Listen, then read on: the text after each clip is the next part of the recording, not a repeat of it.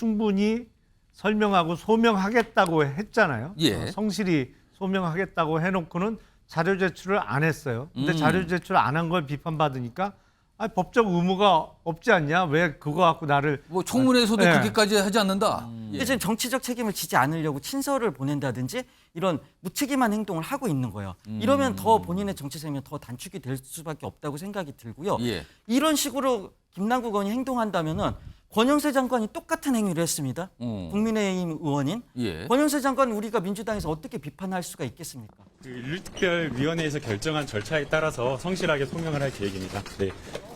그건 제가 판단할 영역은 아닌 것 같고요. 소명서와 여러 가지 징계 사유에 대해서 내용을 보고 아마 자문위원들이 판단을 할 걸로 생각이 됩니다. 김남국 의원에 대해서는 양당에서 지금 징계를 요구한 것이 국회법상의 품위유지 의무, 국회의원 윤리강령 품위유지 성실 의무 사익 추구 금지, 그것이 공통적으로 양당에서 요구했던 것이고, 여기에 대해서 장시간 저희가 토론도 했고 자료조사도 했고, 그 결과 제명 의견으로 결정을 받습니다. 그래서 뭐 나름대로는 뭐 최선을 다해서 한다고 이렇게 했는데, 그걸 어떻게 구체적으로 얘기하기는 좀 곤란합니다. 그러면서 지금 국회 윤리자문회가 뭔가 소명이 충분하지 않고 성실하지 않았다 뭐 이런 지적을 내놨거든요. 근데 이에 대해서 김남국 의원이 어떤 반응을 좀 보였죠? 화면 좀 보겠습니다.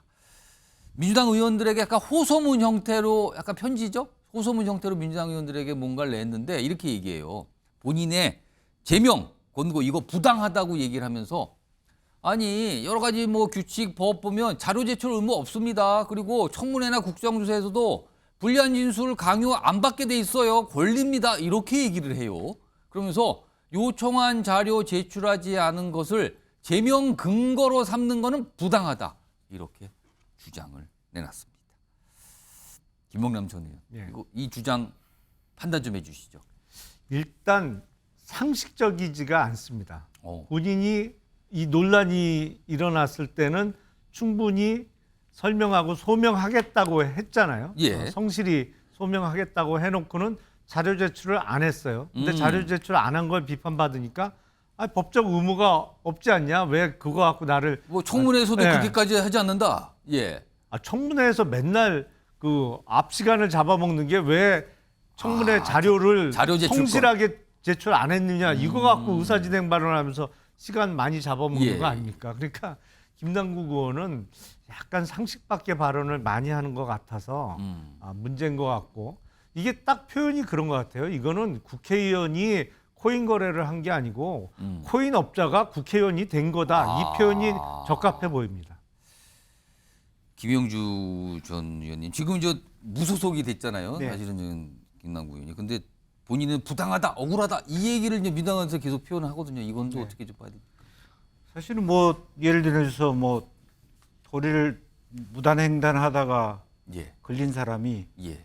이 시간 전국에 나만 무단횡단했나? 다른 데 가면 다 하고 있다. 다 하고 있다. 아. 이렇게 얘기하는 건가 뭐가 다릅니까? 아. 그런데 이분의 내용은 그냥 단순히 무단횡단 정도가 아니고 다른 의원들이 코인 한 사람들도 있지만 예. 엄격하게 질이 다릅니다. 그러니까 실험적으로 한 사람도 있고 좀 많이 한 사람도 있긴 하지만 액수가 많다. 그런 얘기까지 사실 네. 적어놨었어요. 액수도 있고 여러 가지 예. 방법도 있고 예. 또 실제로 보면은 보통 일반인들이 코인 거래를 할 때 하나의 거래소를 통해서 거래를 하지 두세 개 거래소 혹은 덱스라고 하는 거래소가 없는 탈중앙화된 오. 지갑과 지갑까지의 연결을 해가면서 예, 예. 수많은 자코인을 그렇게 여러 차례 거래하는 그건 경우는 약간 수준이 다르다는 거죠. 예, 그거는. 이거는 아마추어 수준이 아닙니다. 그러니까 일반 국회의원들이 실험적으로 물론 돈을 많이 넣고 뺄 수는 있어요. 예. 그러나 그 현격히 액수라든지 방식에 있어서 아니 뭐 저기 업비트 했다가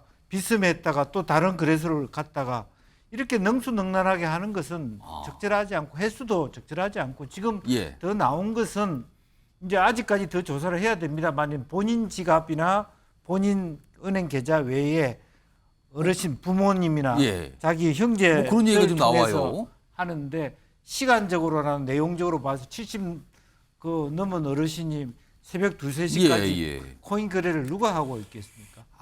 그런 의미에서 이게 그 전문위원들이 봤을 때 제가 이제 그 국회 그 윤리특위의 심사에 들어갔던 분도 만나봤거든요. 예. 우리 당 쪽에. 그분이 보더라도 안타까울 지경이다. 그리고 아. 더군다나 블록체인이라는 개념을 모르고 그냥 무작정 투자를 많이 했다라고 하는 부분이고요. 또 실제적으로 그 당시에 그런 법이 없었다라고 하는 것으로 이것이 예. 해명되기는 어렵다. 그렇게 보여집니다. 일단 본인은 뭐 억울하다, 부당하다 이런 얘기를 계속 반복적으로 하고 있는 상황이에요. 그런데 오늘 또 새롭게 보도된 내용이 있는데 그건 화면에 정리돼 있습니다. 무슨 다른 계좌이가 있는데 김남국 의원이 가운데 있잖아요. 근데 가족명의 코인 지갑에서 수천만 원의 가상화폐 거래를 했다는 게 발견됐다. 이게 지금 보도가 되고 있거든요. 네. 근데 여기서 가족은 모친, 여동생 뭐 이렇게 나오고 있단 말입니다. 그럼 이건 도대체 무슨 상황이냐는 거죠. 이건요, 신주호 전 의원님. 그리고 아까 잠깐 말씀하셨지만 새벽 시간에 가족이 거래한 뭐 이런 것도 정황도 나타나고 있다. 이거는 뭐예요? 차명입니까? 아니면 가족분들도 투자를 한 겁니까? 이거 뭘로 봐야 됩니까? 이거는? 아유, 저도 뭐 코인 거래 해본 적도 없고 지금 하라고 그래도 뭐 어떻게 했는지 막막한데 70대 노모가 어떻게 저걸 하겠습니까? 새벽 2시에. 예. 그러니까 아마 이제 차명으로 어머니와 여동생의 명의를 빌려서 한 아마도 건데. 계좌를 근데 이 지금 김남국 의원 그 코인 투자 뭐 그 예. 수사 그 보면은 김남국하고 똑같은 그 투자 패턴을 보인 사람들이 한 10명 있다고 그러잖아요. 여러 코인 할 때마다 그 10명이 같이 움직였다는 거 아닙니까? 아, 일종의 작전 세력처럼. 그런 의혹도 지금 나오고 네, 있습니까? 있어요. 그러니까 아마도 저 어머니와 여동생을 그런 플레이어로 넣기 위해서 그러니까 김남국 혼자서 본인 거, 어머니 거, 예. 여동생 거 만지면서 이렇게 같은 그거를 흐름을 만들려고 한 게 아닌가 오. 그런 생각도 들고요. 그다음에 예. 아까 뭐 억울하다고 하는데 상임위에서 지금 200번 이상 뭐 이렇게 얘기가 나오잖아요. 그것도 특정할 수가 없다 그래갖고 제가 코인 전문가에게 저게 무슨 얘기입니까? 예. 그랬더니 이런 게 있다는 거죠. 그러니까 코인 상임위 회의 때 예. 회의 시간에 주문은 낼 수가 있잖아요. 매수 주문, 그렇죠. 매도 주문. 핸드폰으로 뭐 하면 되니까. 근데 그게 이제 실제 거래가 성사되는 거는 회의 끝나고 있을 수도 있잖아요. 그렇죠. 늦게 될 수도 있죠. 늦게 될 수도 있잖아요. 그렇죠. 이게 주식시장 같은 웬만큼 하면 되는데 여기는 굉장히 뜨문뜨문 거래가 이루어지는 그 스몰 마켓이다 보니까 오. 예, 주문 내갖고 바로 먹어 거래가 성사되는 예. 게 아니라 그러면 그게 어떻게 특정될 수 있느냐 그런 얘기랍니다. 얼마나 구차한 변명이에요 이게. 알겠습니다.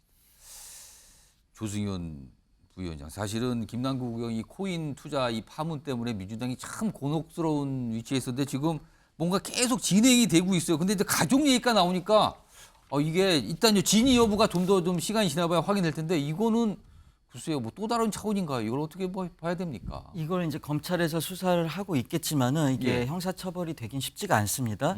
왜냐하면은 이게 법의 사각지대를 이용한 거기 때문에 그렇고요.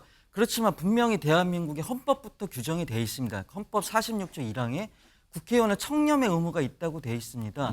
그 얘기는 탐욕을 가지면 안 된다는 얘기고요. 그다음에 헌법 46조 2항에 국가의 이익을 우선해서 양심에 따라 직무를 수행해야 된다고 돼 그렇습니다. 있는데 사익을 우선했지 않습니까? 거기서 헌법 이념에 국회의원 헌법기관인 국회의원이 국회의원의 책무를 다하지 않은 잘못이 있고요. 그 헌법 이념에 따라서 국회법 29조에 의해 예. 국회의원은 영리 업무에 종사하지 못한다고 규정이 돼 있습니다. 예. 그 법을 위반한 거죠. 그건 뭐 그리고 정면이네요. 그거는 좀. 그렇죠. 그리고 그거에 따라서 공직자윤리법에서 재산을 공개하고 재산 형성 과정을 소명을 하도록 돼 있는 예. 거죠.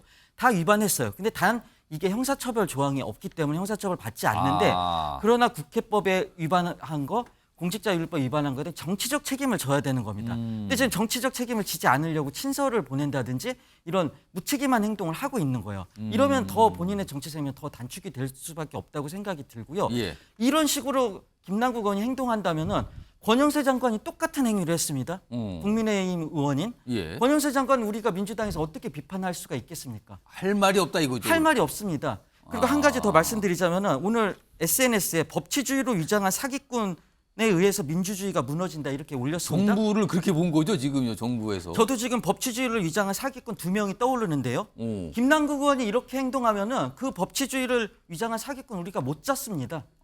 이런 행동 절대 해서는 안 되고 반성하고 예. 정치적 책임을 지시기를 강력하게 요구합니다. 오늘 민주당과 관련된 주제, 물론 김남국 의원 이제 당을 나갔지만요. 이 보면은 오늘 정치적 생명 뭐 이런 단어 자꾸 나와요 지금. 이거 이래도 됩니까? 약간 이런 질타들 계속 해주시고 계십니다.